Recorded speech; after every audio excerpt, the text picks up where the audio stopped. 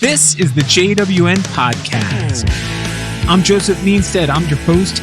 Welcome to episode number 37. This is a solo show. Basically, what that means is it's just me talking to you. I also do a weekly interview show.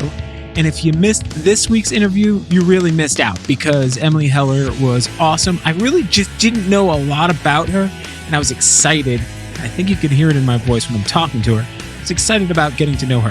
I also drank like 3 cups of coffee before I talked to her. So if you listen to the intro to that episode number 36, if you listen to the intro, I recorded that probably a day or two later in the evening. It sounds like a completely different person talking. Like I'm very mellow and just like, oh, you know, Emily, blah, blah, blah, blah, blah. And then all of a sudden it cuts over to the interview and I'm like, so what are you doing? You know, it's definitely a little high energy, but I was genuinely excited to talk to her. She was a lot of fun. You know, what's funny is it's not even Halloween yet as I record this. And I've already started Christmas shopping. Like, just the catalog started showing up like weeks ago. Like Amazon sent out like a kids gift catalog. Target sent one out. All these other different Lego sent me a catalog, which is very expensive for me to look at because my wife is a fan of Legos. Anyway, I kind of sat this morning thinking I was just going to pick a few things. I talked to some nieces and nephews and said, you know, what do you guys want? They showed me. They pulled out the catalog from Amazon and showed me. They marked pretty much the whole catalog. They put their initials next to what they wanted. So it was pretty easy because I could just look at the catalog and be like, well, it's in it, so they want it. So I had a blast. Yeah, I felt like a kid in a toy store. Like I was going through the website like, oh, look at this toy. Oh, wait, what's this other toy? Check out this toy. I realized I'm a child. I get so excited when it comes time to buy gifts for like our nieces and nephews because our kids are too old for toys. But when it comes time to like buy gifts for our nieces and nephews, I'm the one who usually does it because I secretly enjoy it. Now, juxtaposed to that, I did just get back from vacation. So, my wife and some friends, they love Disney World. They're obsessed. I don't quite get it. I mean, part of me does get it. As I just told you, I like toys. So I can get other adults liking, you know, kind of an amusement park or a theme park. So part of me gets it. But at the same time, I'm just like, you know, once in a while, once every maybe 5-10 years, not 5 or 10 times a year to go to Disney World, but you know, to each his own. I went anyway. Took my son with us and took our dogs with us, which was pretty crazy. They didn't go in the parks, obviously, but yeah. So we had a nice little family vacation. My daughter did not come, but I'll tell you what, going to Disney World during a pandemic is just, I mean, you got to be hardcore into Disney World to enjoy it.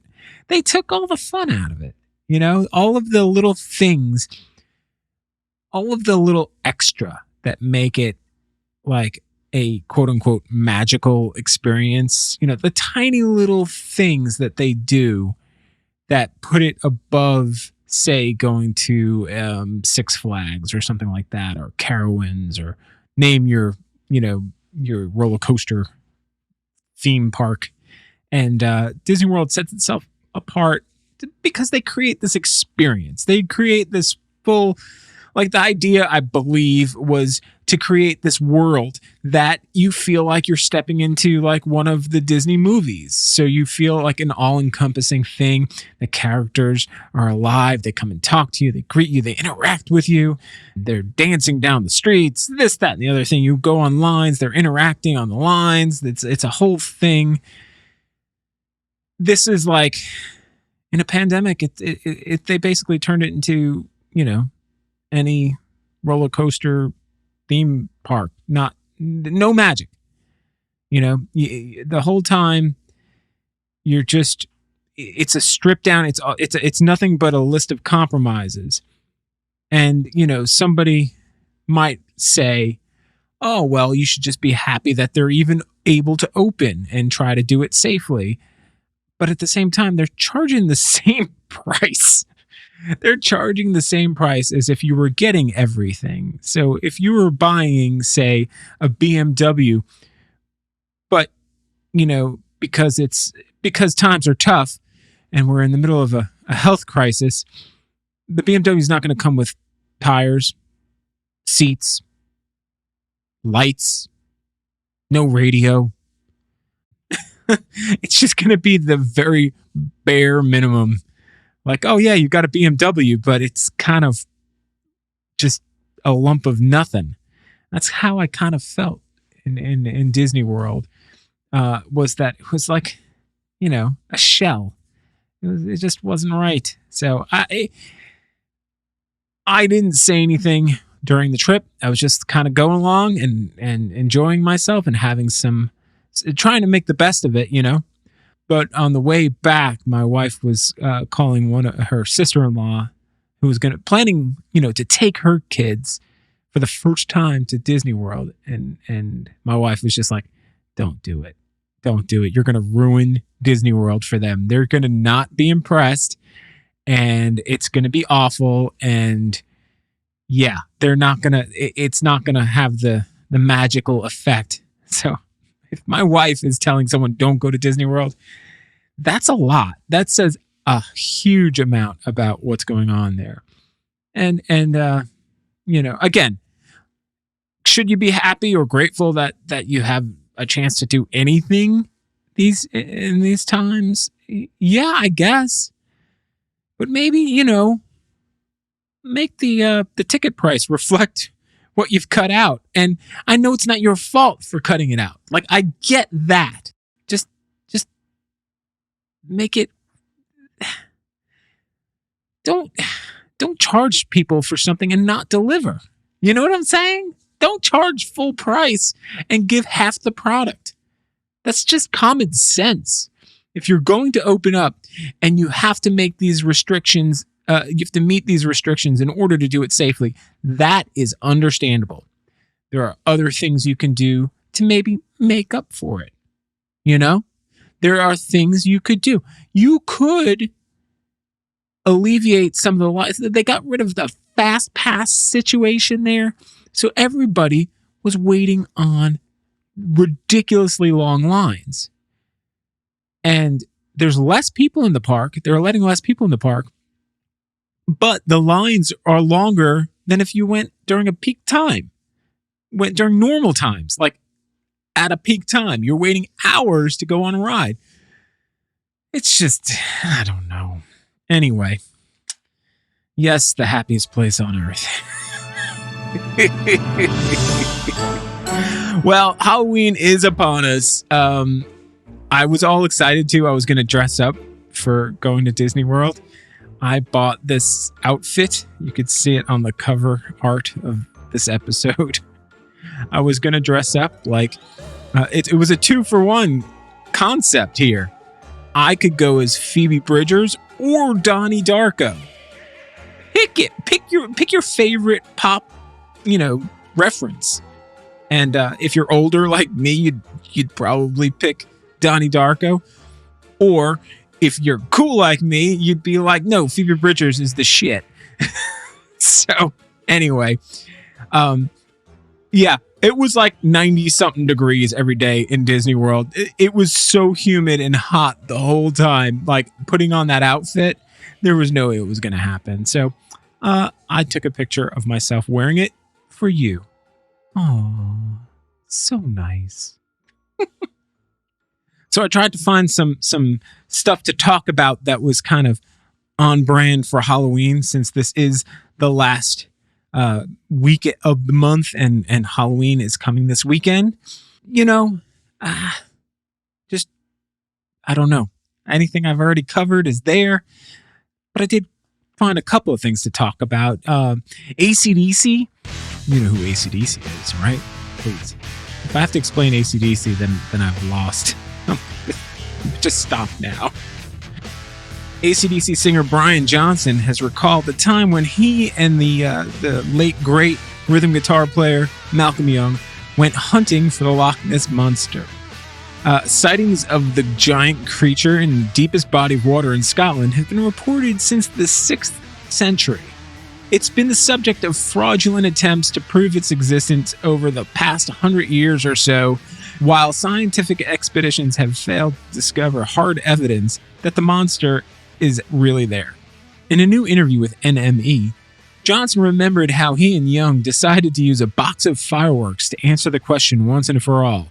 After a night of drinking, we both had the Land Rovers. That sounds like Yoda. Trying to do my Brian Johnson impersonation. Let me see if I could get one down. Yeah! We both had Land Rovers!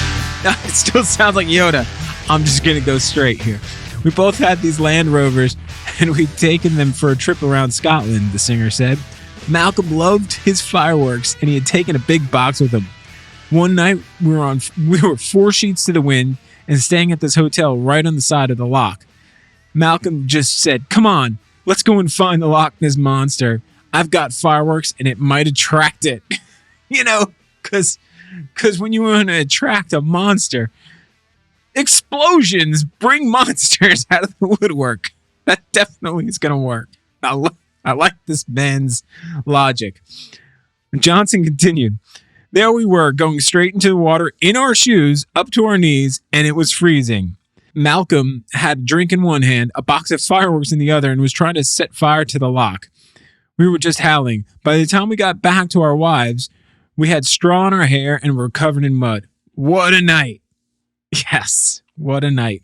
See, I think that might be one of the most wholesome rock and roll stories that you can imagine, because nobody really got hurt, It's just drunk guys with fireworks going into a body of water, shooting them off, trying to find Nessie. Okay, good stuff. Now I just got to work on that friggin' Brian Johnson impersonation without sounding like Yoda. Yeah, you shook me all night. No, don't do that. Don't do it. Okay. Well, since we're talking about music, let's talk about another musical story. This is somewhat Halloween related too. After years of uncertainty, Cassandra Peterson, best known as Elvira, Mistress of the Dark, has confirmed that she's not the woman on the cover of Tom Waits' 1976 album, Small Change.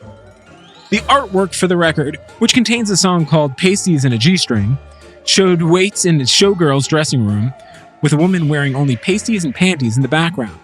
But despite frequent rumors that Peterson, or Elvira, was the other person in the picture, she admitted that she really couldn't recall.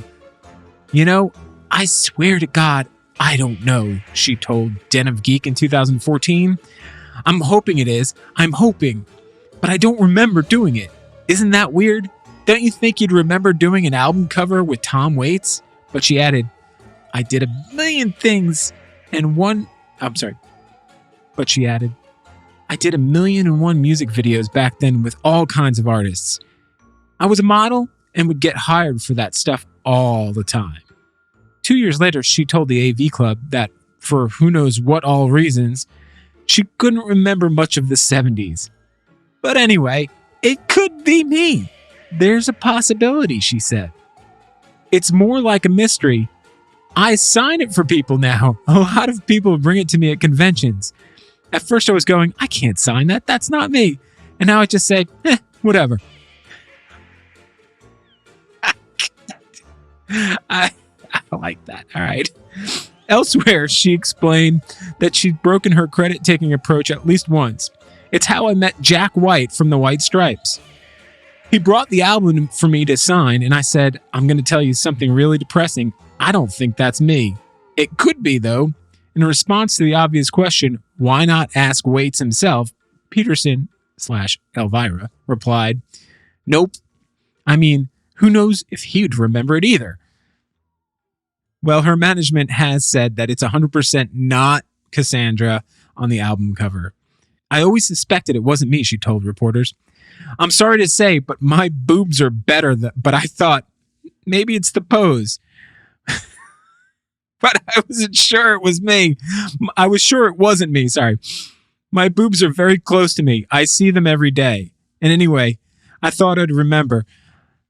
I remember everything I did with rock stars, although I don't remember much of the 70s. We won't go into why. Okay, she said that multiple explanations that she does not remember pretty much the entirety of the 70s. So, I can't imagine, by the way, if you look at this Tom Waits cover, I'll give you a second. Go Google it. Look it up. The girl who's on the cover, for Elvira to say her boobs were even better than those, Elvira must have some ridiculously perfect boobs, because those were nice looking boobs. Those are like 70s. Yeah, those are nice. I'm not going to get graphic on that because there's no reason to. They're just nice. There's nothing wrong with them. So for her to say that hers are better, whew, you know, and the fact that she used to sign copies of this record that people thought she was on reminds me of a story. There was a time when I played in a band, and we were doing a bunch of shows with this band from Florida called Less Than Jake. And we were in New York, and I was helping them load into, where were they playing? They were playing a show that without us, they were playing some festival at the Roseland Ballroom, and we were not on the bill that night. So I was just hanging out with them that night, and I was helping them unload their gear into the Roseland. Well, the back entrance to the Roseland is right where the back entrance to one of the late night shows was. I can't even remember which one it was, honestly. I guess the Wallflowers were also playing on TV that night. So there were all these Wallflowers fans waiting by the back entrance, and they saw musicians unloading gear right across the street. And somebody said, "Hey, that's Jakob Dylan," pointing at me. I had no idea what Jakob Dylan even looked like. I had no idea. No idea. But all these people came up to me and were like, Jacob, you signed this. And I'm like, I'm looking over at the other guys in the band. They're like, yeah, go ahead, sign it. So I started signing all of this stuff. There's like posters with Jakob Dylan not looking very much like me at all. And I'm signing it, and people are looking at me, and they're like, oh, can we take your picture? Sure. This is prior to cell phones, like, you know, prior to camera phones, I should say, and internet in people's pockets. And yeah, this wouldn't have worked in today's time, I'm sure. But all these people, just all it took was one person to be like, hey, that's him. They all believed it. And I signed a bunch of autographs. So if you know somebody who has a really poorly autographed Wallflowers poster, it might be phony. And I might know who signed it. So anyway, let's get to some, well, you know what? Let's stay on some music stuff. Let's keep talking about music because I like music. Let's go back to Jack White. This will be quick. So Jeopardy the other day had a question about Jack White and the White Stripes and the feud that they had with the Black Keys. So the question was, or the answer, I should say, was, Jack White has had some conflict with Dan Auerbach of this band, whose name oddly mirrors the White Stripes. All right, come on now. If you don't know the whole backstory, and I'm not going to go into the deep backstory there, yeah, there's a lot of animosity, or there was a lot of animosity between Jack White and the members of the Black Keys, simply because, let's face it, the names, it's the same thing. It's like, oh, the White Stripes are talking about the White Keys on a keyboard, and the Black Keys are talking about the Black Keys on a keyboard. Okay, and they're both playing like, white man blues. Yeah. I'm not going to say I'm on team Jack White with this, because he could have handled it back at the time a little bit better, but I'm going to understand where he's coming from. And also, it was weird that the Dan Auerbach, moved into the same neighborhood and put his kids in the same school as Jack White's kids. And I understand why you'd start getting a little weirded out. You're like, dude, it's a big country. It's a big planet. Why are you in my neighborhood? Why? But anyway, they have squashed that beef that they had in the last few years. In fact, they've become very complimentary of each other's work. But the fact that Jeopardy just decided to just throw some gasoline on an old fire was kind of funny. That's a good one. I don't know if the person got the question right, though. I don't know. It's not the first time that Jack White showed up on Jeopardy. Somebody they had a question once, which I do remember, where they show his picture and the person answered saying it was Eminem, which is just funny. Because I would be the same. I would do the same thing. I'm so terrible at knowing who famous people are most of the time that I would just be like, yeah, that's Weird Al Yankovic. What? I'm telling you, the news today is just going to keep being about music because that's, it's on my mind, I guess. I don't know. Maybe I just need to go to a concert again. But, we'll see. We shall see. I missed some awesome concerts while I was at Disney World. I missed Shovels and Rope. I missed Pip the Pansy. I mean, I was a little sad. It's like, why does all this stuff have to happen the weekend I'm leaving? But that's fine. It is what it is. Here's some awesome information right for you. Stardust is the upcoming film about David Bowie starring Johnny Flynn in the lead role. The official trailer just dropped, not the teaser, just an actual trailer. And it features Flynn as Bowie and Marc Maron.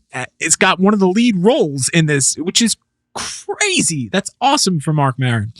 And, what's funny is I kind of didn't recognize Marc Maron at first in the trailer. And I was just like, whoa, okay. He looks a little younger in it than he is now.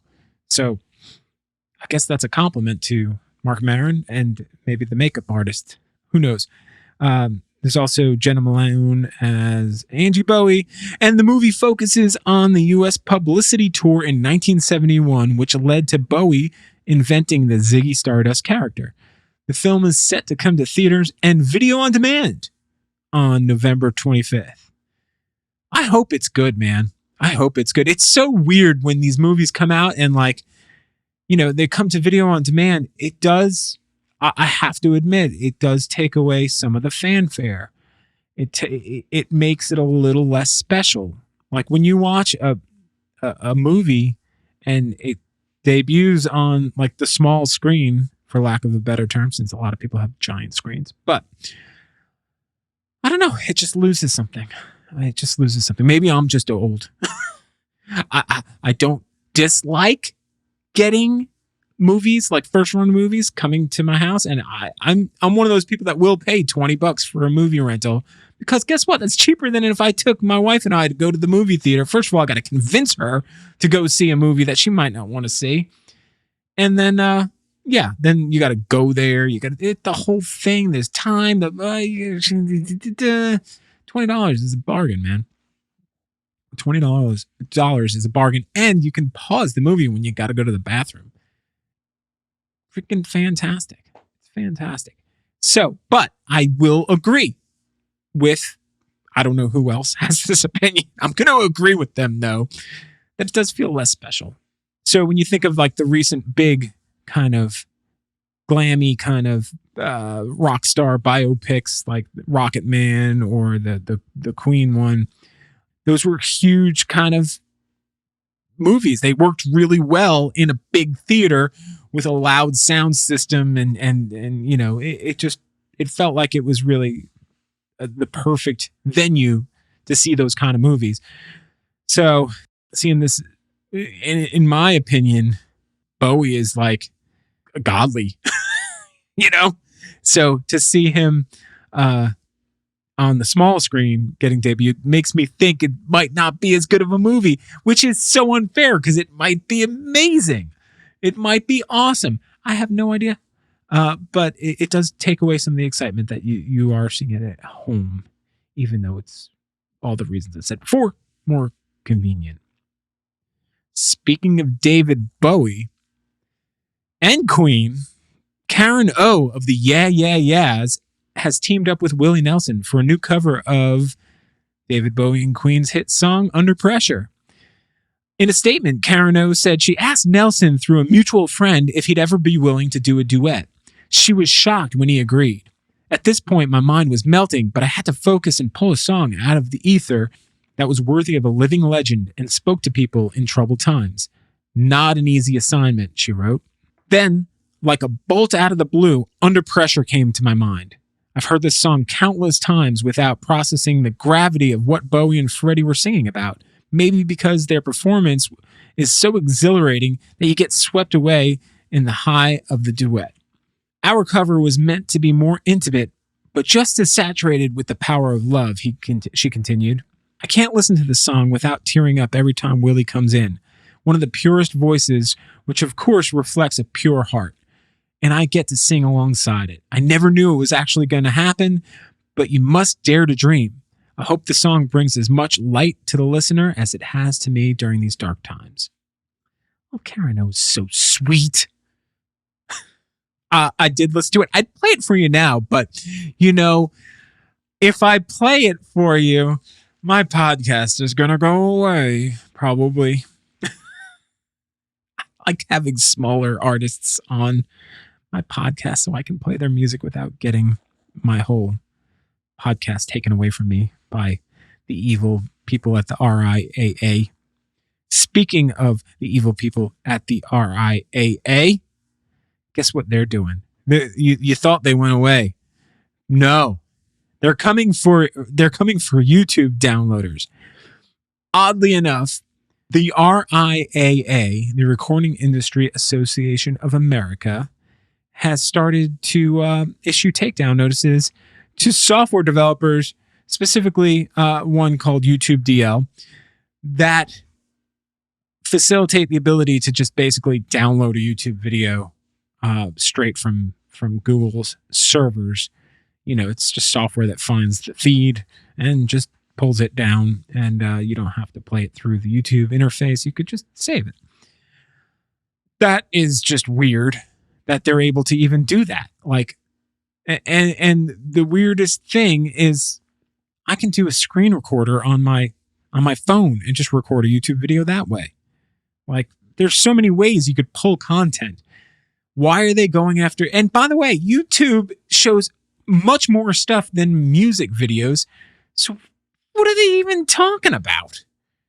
People aren't downloading music videos and being like, ha, ha, ha, I've got Shakira's latest gem of a video, and she's not going to get a dime for it because I stole it from YouTube.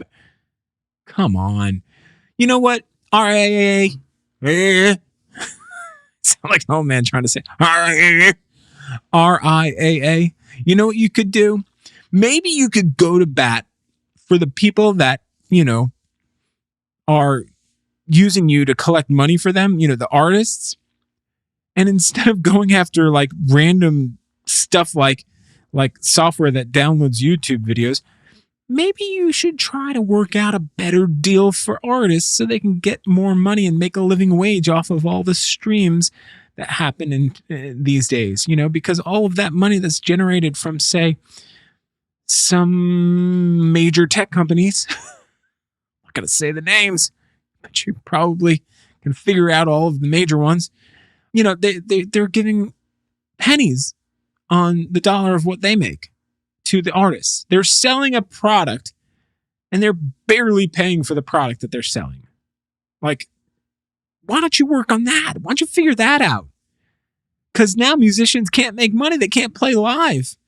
But they can't make money off of streaming music because you let them get raped. Why don't you take your effort away from this useless crap and try to fight for the actual artists to get paid a living wage for their music? Man, you know what? Have you seen what's going on in Poland? There's these protests because I guess they changed the law on abortion, and they've pretty much made it almost impossible to get an abortion in Poland. They've basically made it illegal for like 99.99% of cases of why people would need to get an abortion. And of course, people are upset. They're protesting. It's been a week of protesting. But what kind of caught my eye on it is the symbol that they're using, because they have to wear, they don't have to, maybe they do have to. I don't know what they're doing over in Poland, but they're wearing face masks. So to show solidarity, they're putting this logo of like a red lightning bolt. And it's funny because some of these pictures of women protesting, they kind of, at first I was like, why are all these people dressed up like David Bowie? Like, oh no, this is way worse. And then I got sad and scared because guess what? That's going to be here in like a month or so. Whenever the Supreme Court gets together to vote on, we're in a weird place, man. We are in a weird place. It's so weird to think that the next time I record one of these podcasts, the solo shows for next week's podcast, like election day will have come and gone. We probably won't even know who the president is unless there's a major unless there's a huge landslide where it's like undeniable. But we might not know. Like, we're going to be in this weird limbo. And I remember what it was like in 2000. It was awful. It was absolutely awful to go through this uncertainty, and the way it, looking back at it now, the way it all transpired and how we ended up with George W. Bush as our president was such a scam. And we're looking at this now going like, hey, it's going to be kind of the same thing. And though, yeah, the courts are stacked for one side. It's just, yeah, it's going to be scary. Anyway, sorry. Didn't mean to get political on you. Sometimes it happens. Got to be careful. They should make a spray for that. Like, no, I need some anti-politics spray. Well, I had some other news too to give you, but since I've been talking mostly about music, I'm just going to stay with one little last piece about The Strokes. Julian Casablancas, the lead singer of The Strokes, has partnered with Rolling Stone to launch a new interview series, a podcast, if you will, called SOS, Earth is a Mess. And they released the first trailer for it. And I have to say, everybody wants a podcast these days. I don't know what it's going to be. The trailer's weird, but it'll be interesting because he's, if you've ever seen The Strokes live, he talks in between songs, but he just kind of rambles. So maybe he's a born podcaster. Maybe that's his true calling in life. I mean, he's been a very successful musician. It's very hard to be a successful rock and roll musician. So I wonder how this podcasting is going to go. All right, folks. Well, I hope you have a great, safe, happy Halloween. And, if you're going out trick-or-treating with some kids, good luck. Don't get any of those tricks or unwanted treats. Stay safe, people. But hey, guess what? It's Halloween. You should be wearing a mask anyway, right? Yeah. Woohoo! If you haven't already, don't forget to subscribe to the show. You can follow me on Instagram and Twitter. It's at Joe Latex, JOEL8X. Or just go to the show's website, jwnpod.com. Share the show with your friends. Let's grow this thing and have some fun. All right, I have a great guest for you next week, and I'll tell you all about it when that person's here, because I haven't recorded it yet, and I don't want to jinx myself. All right, peace.